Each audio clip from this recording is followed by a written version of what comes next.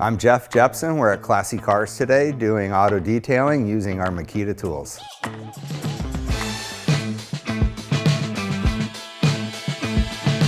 Before we even wash it, we evaluate it. We use different types of lights, especially our Makita big bright lights. Allows us a better chance of seeing what we can or can't do with the paint. Washing your car is really important.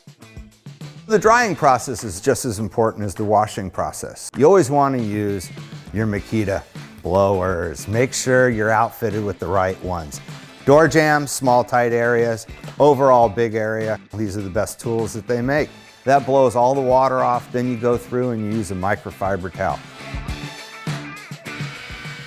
On your rotary polishers, they're really nice. I love the Makita rotary polisher. It's so ergonomic, it's quiet, it runs good, it's smooth, it's got an awesome balance.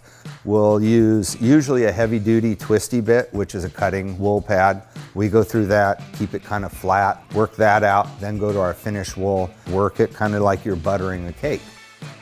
We can go to a rotary, then to a forced rotational type of polisher that is a gear-driven polisher.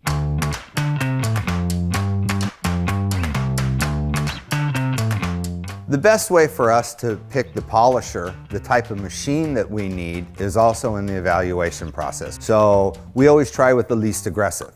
Fire in the hole.